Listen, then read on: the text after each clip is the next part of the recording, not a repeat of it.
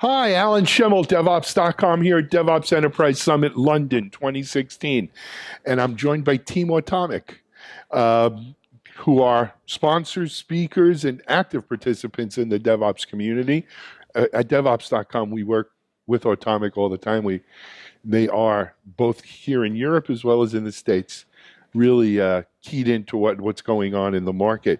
I'm joined actually by Chris Boorman to my immediate left. Christopher? Yes. I don't know your last name. I apologize. Christopher Hejl. To my second left and to the far left, we have Josef. Josef Puchinger. Okay. And I actually grabbed, Chris was here with us, but we grabbed Chris and Josef literally right off the floor where they just finished presenting. And it was an interesting presentation for a DevOps vendor in that it was about their own DevOps story, your own dog food, eating your own dog food kind of thing. Why don't you give our audience a little bit of background about that? Okay, so we talked about eating our own dog food and doing DevOps within Automic, because Automic claims to be the leader in this DevOps space. And I'm responsible for software engineering at Automic, and I think we only can be the leaders if we at software engineering are champions and leaders in this discipline. Yeah. So we have started introducing DevOps practices over the last year in our organization. Of course, we use our tools for that for certain reasons. The main reason is that we have not found better tools, but there are also other reasons why we use our tools for that. Understood. And Christopher, what's your role? I'm the lead product designer at Automic, and concerning the DevOps, I'm mostly implementing what Josef tells me to do. Okay, well, that's not a bad thing. We had someone talking yesterday about a no manager role, and I'm not quite sure how that works. How do you do things, but it works, I guess, for some people. Chris, but as both gentlemen have mentioned, Automic is a leader in DevOps. What drove the internal the internal case for DevOps adoption? So the internal case is driven really by our customers. At the end of the day, what we are seeing happening with our customers is this wish and this drive towards agility and speed. And we hear this everywhere. And from that point of view, what it requires is for us to be able to work with our customers around their roadmap and their route to continuous delivery. Mm-hmm. What it makes sense to do is if you're actually doing that, as Josef said, what better place to demonstrate the power of our capabilities is to be able to achieve that same capability within our own organization. And I must admit, I applaud the team here because they have moved their engineering and our engineering from a traditional engineering environment to being now delivering with zero downtime upgrades every 2 weeks. Really? New capabilities into our internal production systems. And That's our impressive. internal production systems, we use things like ServiceNow for our internal help desk. We use Salesforce for our external customer portal. Mm-hmm. And to be able to now deploy this in that way, I think it's an amazing leap forward. And some of the things that Josef was talking about earlier is the quality side as well as the cultural change that has actually happened. We've learned so much in terms of how we can then go with our clients and help them on their journey to continuous delivery. Great. Josef and Christopher, I'd like to ask you, what do you think was some of the hardest, doing easy stuff's easy, but what was some of the hardest obstacles in achieving this? I would say there are two things which were really, really hard. One thing is the cultural change, and we heard it already several times here at the conference. It's all about people, yeah. And just to correct it, what Christopher said before, I don't think that it really does what I say, because he's one of the drivers in the organization. And the important part is really that you can motivate and convince people that this is the right direction. This is a huge cultural change, and this takes time. You have to find your champions. You have to find those who motivate the others. So this is definitely challenge number one.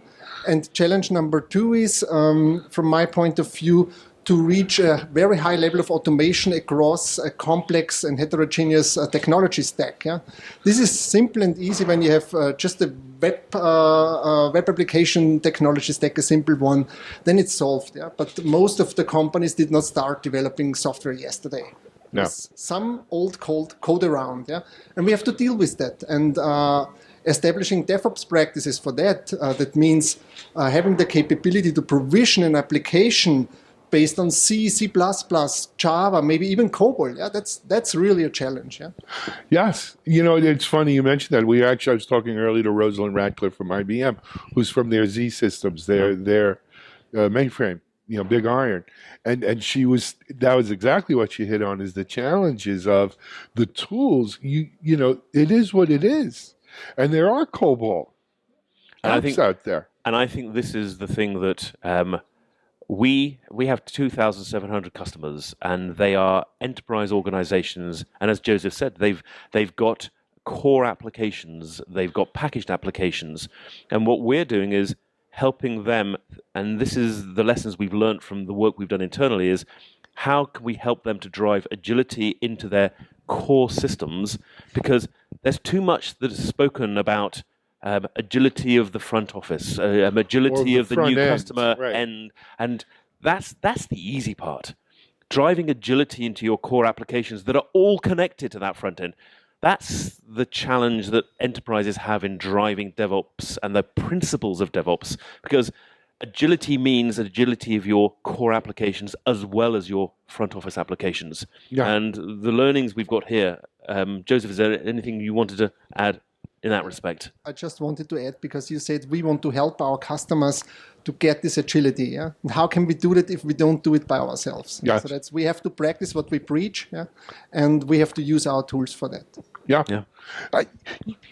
Chris, what you hit on there, though, is, we hear about this, and Joseph, I don't know, or Christopher, if you're familiar with the term bimodal IT or two-speed IT. And we hear about this a lot, that, we have these older systems, and it's almost like we're talking about that member of the family who's a little slow, right? And okay, we don't expect much from him, but here's our shining example. But you can't do that, right? We can't leave them behind. And it's also not necessarily a question of older systems. I think that's actually the wrong term. Okay. I think it's your core systems. Some of them may be older, some of them may be brand new. But the key thing here, and this idea of bimodal IT, for me, the critical thing here is how you drive agility and speed in your digital transformation. And it's about helping organizations to deliver agility and speed in how they can upgrade and deploy their core applications. But also, it's about how you drive compliance and scale in your mode 2 or your customer-facing applications. And they are joined together. And so our belief is that automation is the capability that brings these together. And what we talk about is the blueprint or a stairway to continuous delivery in a carefully controlled fashion to enable organizations to deliver that agility in the core and that scalability and compliance in the customer facing, which are linked together. Yeah. At the speech we had before, I just asked the audience who has the time and the budget to re-architect and refactor the software. Nobody has. Yeah. So the consequence is that we have to bring this agility to the software as it is today. We have to solve this problem for the software as it is today, and that's exactly what we address with our approach. Yeah, because these guys have so many different systems. It's quite incredible when you think that we are dealing with the mainframe, the open systems, the client server, the web, the cloud, Amazon, Azure. I mean, these guys, I don't know how they do it. I mean, hats off to them. They know everything. Don't give them too much praise. They'll ask for a raise. But that point is exactly one of the bigger challenges that we face, because I often see the DevOps at these conferences and how they do it. And you have this huge environments, which we are not that huge, but we don't really run our software themselves, right? We don't run a service which we just updated. We don't have one instance that we have to take care about. We have our customers that run our software on-premise there. So we actually support a multitude of operating systems with a multitude of databases. So every time we do a deployment, we have it multiplied by 20. Yeah. Understood.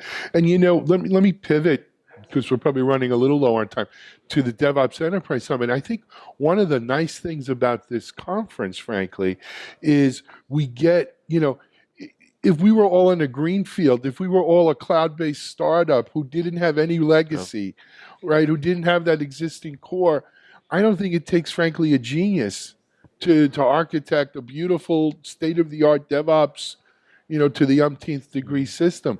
But that That's not what this summit is about, right? We're not talking about those unicorns who started on a blank sheet of paper. We're talking about 300. We had Her Majesty's Tax Service up here yesterday. You know, this goes back to the Sheriff of Nottingham, right? Yeah. I mean, they're old. They can't afford the luxury, right? They need to. You go to war with the army you have, as someone once said, not the army you want. And so it's so important that any solution in the market, if you're going to address reality, addresses the reality of our core systems being what they are, right? We don't have the budget, time, or even inclination or the will to tear things out and you're start right. with a blank. It's funny, though, I had met a company, a large multinational rental car company who's doing just that, 100-year-old company. They're moving to the cloud. As they bring an application on in the cloud, brand new, they started from scratch, they trash what they were doing. I don't know how it's going to end. It's a public company, and if it doesn't work, they're going to be punished. And to be honest, of course the clouds are absolutely real, and everybody is moving capabilities into the cloud. And our belief is that in the future, you will basically see the compute environment you have. There will be public and private clouds, and the ability to actually automate your deployment to where it makes sense. Right. That's actually going to happen. And of course, It'll happen. we have customers who are on premise. We have customers who are in the cloud, running on Amazon, running on Azure. All of that environment exists. But that's the future for the next 20 years, yes. probably. I mean, it's rare that you see a company that just says, I'm going to tear up 100 years of infrastructure and start fresh here. It will not happen. And not have a respect, hiccup. no. Right? Agree. Understood. Anyway, gentlemen, thank you so much for appearing with us today on DevOps.com. Thank you for speaking at DevOps Enterprise Summit. It's much appreciated.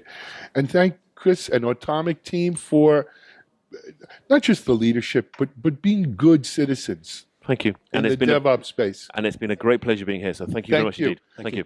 Gentlemen, have a great day. This is Alan Schimmel for DevOps.com.